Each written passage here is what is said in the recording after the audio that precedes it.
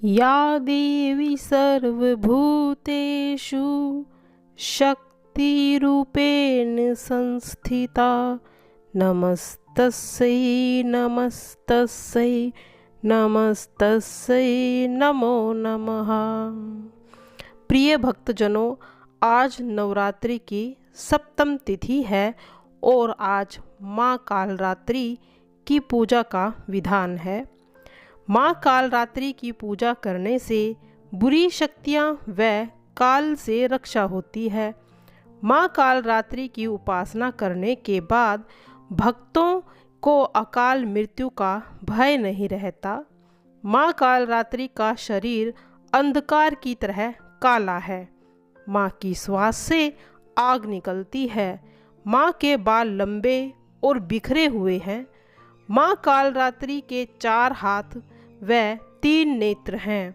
एक हाथ में खड्ग, दूसरे में लोहे शस्त्र, तीसरे में वर मुद्रा व चौथा अभय मुद्रा है। माँ कालरात्रि की जो पूजा है, सूर्य उदय से पूर्व उठकर स्नान आदि की बाद स्वच्छ कपड़े धारण करें। माँ कालरात्रि की प्रतिमा को गंगा जल से शुद्ध करें। माँ को लाल रंग के वस्त्र अर्पित करें। रोली, कुमकुम आदि अर्पित करें। माँ को मेवा, मिष्ठान, फलों का भोग लगाएं। माँ कालरात्रि को शहद का भोग अवश्य लगाना चाहिए, क्योंकि माँ कालरात्रि को शहद बहुत प्रिय है। और फिर माता की आरती उतारें और उसके बाद माँ को गुड़ का भी भोग लगा सकते हैं। माँ कालरात्रि को लाल रंग अति प्रिय है और ऐसे में पूजा के दौरान माँ को लाल रंग के वस्त्र पहनाना शुभ माना गया है। माँ का मंत्रों का जाप अवश्य करना चाहिए। क्लीम हे श्रीम कालिकाय नमः है। ओम एम ह्रीम क्लीम कालरात्राय नमः। ये जरूर आप मंत्र का उच्चारण करें और उसके बाद अब माता की कथा का श्रवण करेंगे।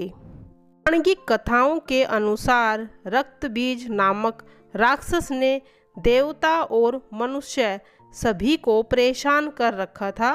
रक्तबीज राक्षस की विशेषता थी कि जैसे ही उसके रक्त की बूंदें पृथ्वी पर गिरती थी, उससे एक राक्षस पैदा हो जाता था। तभी माँ पार्वती ने उसका वध करने के लिए कालरात्रि का रूप धारण करा था। अब सुनते हैं कथा।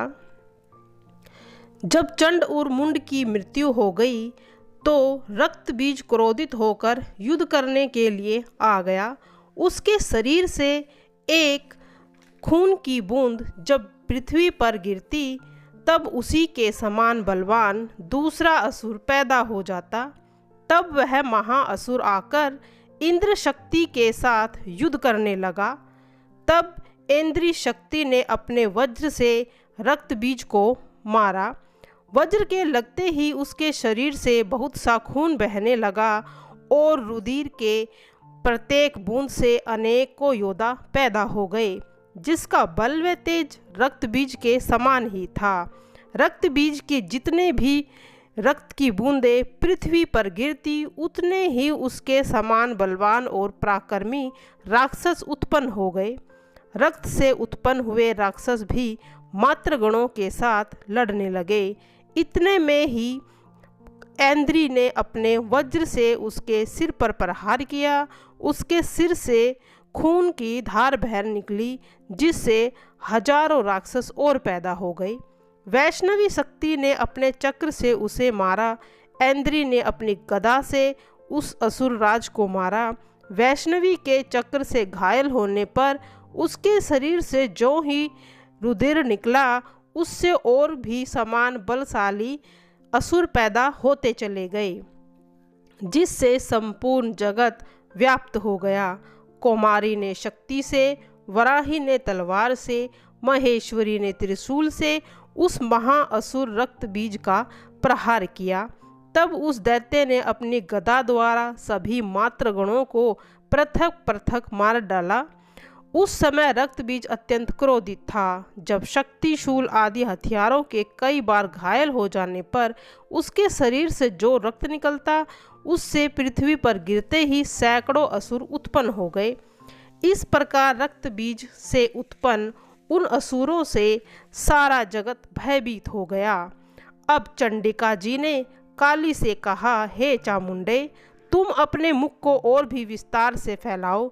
मेरे शस्त्र की चोट से गिरते हुए रक्त बिंदु तथा उससे महादैत्यों को इस अपने मुख में भक्षण करती जाओ। इस प्रकार यदि भूमि में तुम रक्त से उत्पन्न इन महान दैत्यों का भक्षण करती हुई विचरण करती रहो, तभी इस दैत्य का रक्त समाप्त होगा और इसी प्रकार ये मरेगा। तुम्हारे द्वारा रक्त बिंदुओं को इस प्रकार पिए जाने पर भी नए नए भयानक दैत्य पैदा नहीं होंगे। इतना कहकर चंडिका जी ने रक्तबीज पर त्रिशूल से प्रहार किया और काली देवी ने उसका रुधिर अपने मुंह में ग्रहण कर लिया। तब उस दैत्य ने भी चंडिका पर गदा चलाई, किंतु उसके प्रभाव से चंडिका को कोई भी कष्ट नहीं हुआ। रक्तबीज के घायल शरीर से तो बहुत रक्त बहने लगा। उसे चामुंडा अपने मुख में पीती गई और जो रक्तपात से दैत्य उत्पन्न हो गए थे उन सभी राक्षसों को खा गई और रक्तबीज का समस्त रक्त भी पी गई। तब देवी ने अपने शूल, वज्र, बाण, तलवार आदि शस्त्रों से उस महाअसुर रक्तबीज को मार दिया। शास्त्रों से घायल होकर रक्तबीज पृथ्वी पर गिर पड़ा। हे राजन, उसका रक्त चामुंडा ने पी लिया था।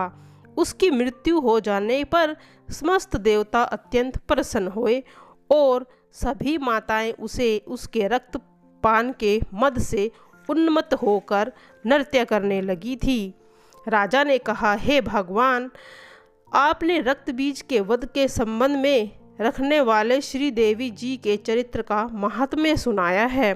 अब मैं रक्तबीज के मरने के पश्चात महान क्रोधित शुंभ और निशुंभ का भी कर्म सुनना चाहता हूँ। महर्षि बोले, हे राजन, रक्तबीज के मर जाने पर एवं युद्ध में अन्य राक्षसों के भी माने जाने पर शुंभ निशुंभ दैत्यों बहुत क्रोधित हो गए। अपनी अपार सेना को मरती देखकर निशुंभ को क्रोध में उबल पड़ा।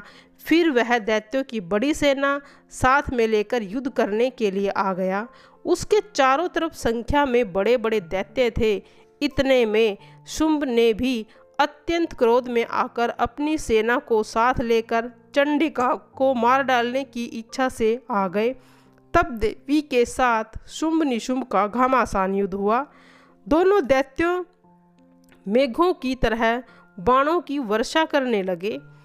देवी ने उनके बाणों के समूह को उनके बाण काट दिए। फिर अनेक प्रकार से शस्त्र चलाकर राक्षसों पर प्रहार किया। निशुंभ की हाथ में जो तलवार थी वह चमकती हुई डाल के समान उसके देवी के वाहन के सिर पर वार किया। अपने वाहन पर इस प्रकार आक्रमण करते देखकर देवी ने क्षुर नामक बाण से निशुंभ को तलवार तथा अत्यंत विशाल ढाल को काट गिराया। तलवार और ढाल के कट जाने से उस दैत्य ने शक्ति चलाई और उसे आता देखकर देवी ने अपने चक्र के द्वारा शक्ति से उसके 2 टुकड़े कर दिए। तब माता को अत्यंत क्रोध आ गया था। इस कारण माँ ने चंड और जो शुंभ निशुंभ था उनका भी वध कर दिया था। काल रात्रि जय जय महाकाली, काल के मुँह से बचाने वाली, दुष्ट संहारनी नाम तुम्हारा, महाचंडी तेरा अवतारा, पृथ्वी और आकाश पर सारा, महाकाली है तेरा पसारा, खंडा खप्पर रखने वाली, दुष्टों का लहू चखने वाली, कलकत्ता स्थान तुम्हारा, सब जगह देखूं तेरा नजारा, सभी देवता सब नर नारी, गावें स्तुति सभी तुम्हारी, स्कंद माता और अन्नपूर्णा, कृपा करो तो कोई दुख न आता, ना कोई चिंता रहे ना बीमारी, ना कोई गम ना कोई संकट भारी, उस पर कभी कष्ट न आवे, महाकाली जिसे बचावे। तू भी प्रेम भक्ति से कह, काल रात्रि माँ तेरी सदा जय हो।